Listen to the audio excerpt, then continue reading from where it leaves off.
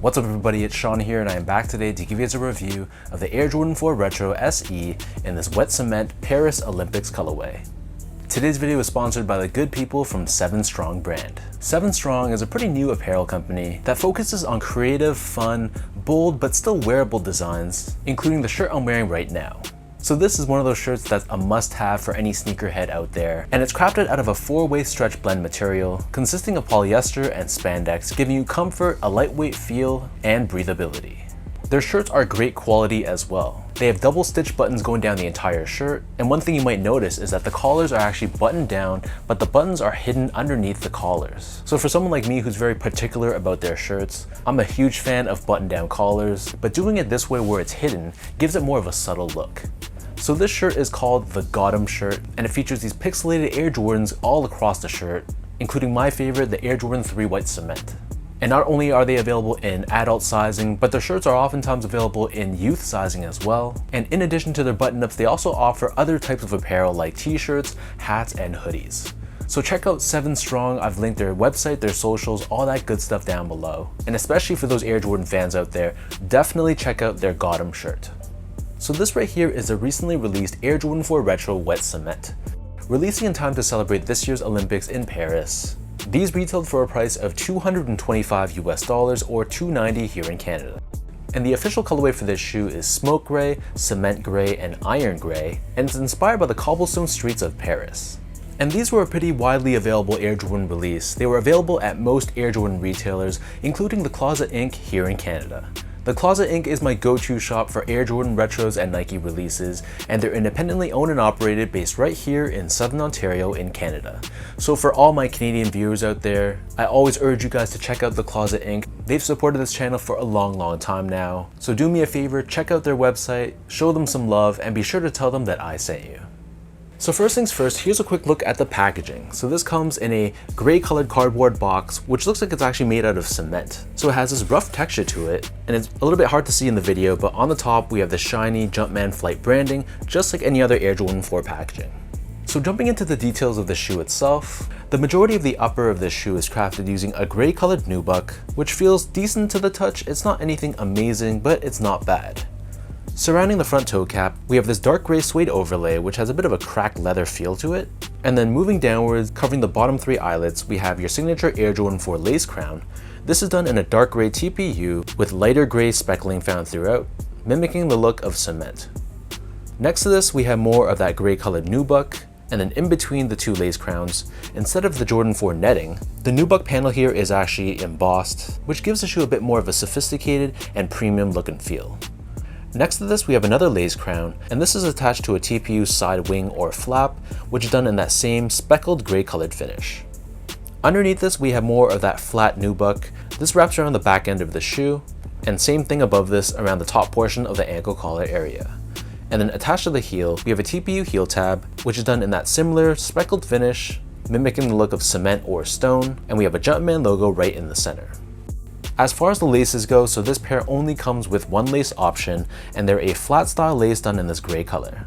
Underneath this for the tongue, just like the side panels, instead of the netting, we have a debossed nubuck tongue, and then on the top of the tongue, the nubuck here is left flat, but instead of an actual tag which is stitched onto a normal Jordan 4 tongue, for this pair it's debossed with this Jumpman Flight branding instead. On the back of the tongue, we have this upside down tag with Air Jordan branding in dark gray. And on the back of the tongue and the interior of the shoe, this is done in a buttery soft liner, which is done in this light gray color. And then for the insoles, so these come with a polyurethane foam insole. It's covered in this gray colored liner on top with a Jumpman logo pressed onto the heel. So the upper of the Jordan 4 sits atop this polyurethane foam midsole, which is painted in this dark gray color. Encased within this midsole, we have a Nike Air unit within the forefoot, which is not visible to the eye, but we do have a visible air unit underneath the heel, so you can see this window exposing the air bubble within the midsole itself. And then for the outsole, this is your typical Air Jordan 4 outsole, and this is all done in this gray colored rubber. So we have a herringbone style traction pattern that runs from heel to toe, along with a light gray colored Jumpman found in the middle. So that breaks down the look and the construction of this pair. And for those wondering about how these fit, so my foot measures as a true size 10, slightly on the wider side, and I wear between a size 10 or 10.5 in most Air Jordan 4s. So getting these in my true size, which is a size 10, they fit me okay, but they definitely are a little bit more on the snug side. So I could feel a little bit of discomfort around this pinky toe area right here. So I feel like if you have a narrow or normal width foot, you can go true to size for this shoe. But if your feet are a little bit more on the wider side, or if you have an extremely wide foot, I'd definitely recommend going up a half size. There's just something about the Air Jordan 4s, it's so common to have discomfort around this pinky toe area. And unfortunately, this was just one of those pairs that I felt it with. Moving on to the comfort of this shoe, so these feel pretty much like any other Air Jordan 4. First off though, assuming you can get the sizing of the shoe right and eliminate the discomfort around the pinky toe area, the underfoot feeling of the shoe isn't that great. It still feels pretty firm and flat to the ground. There's some squishiness with this polyurethane insole, but generally speaking, Jordan 4s in my experience have never been that comfortable. I wouldn't be wearing this shoe if I'm going to be on vacation, for example. It's more so just one of those casual use sneakers if I'm going to be hopping in a car or just casually walking in a mall, for example. But if you're someone that historically finds Jordan 4s to be comfortable for you, then I feel like you'll love these just the same. But if you're someone like me and find them to be more on the uncomfortable side, then I feel like you'll also find these to be uncomfortable too. Finally, in terms of the quality and craftsmanship, so first off, the material quality I thought was really solid. Everything on the shoe feels like it was genuine materials, so ranging from the genuine nubucks to the suedes. It has a decent quality to it, so that was not disappointing whatsoever. The build of the shoe though, it wasn't perfect. Specifically, I thought it felt a little bit crooked in that the toe box and the tongue just didn't line up straight. And if I placed one of the shoes on a flat surface, for example, it had a pretty significant wobble. So I went through a couple of different pairs to find the one that was most free of flaws. But that's really something that shouldn't have to happen considering you're paying 290 Canadian dollars for this shoe, which is not cheap. So hopefully for anyone that picked this up, your pair is free of any flaws, because it's always disappointing to open up a shoe box and have a shoe that doesn't really feel like it's that well built.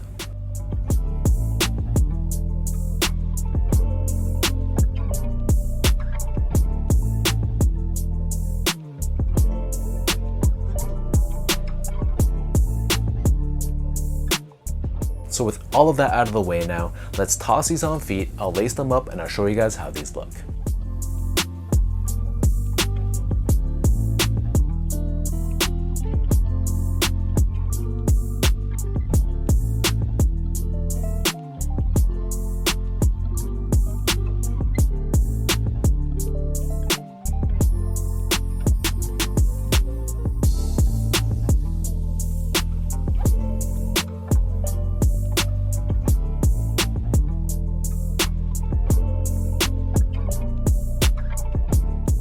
All in all, this is a solid Air Jordan 4 pair. It's not really one that I'd say is a must-have for me personally, but if you're someone that loves gray tones and you're looking for maybe a more affordable variant of the Cause Air Jordan 4, I think this is a very solid choice.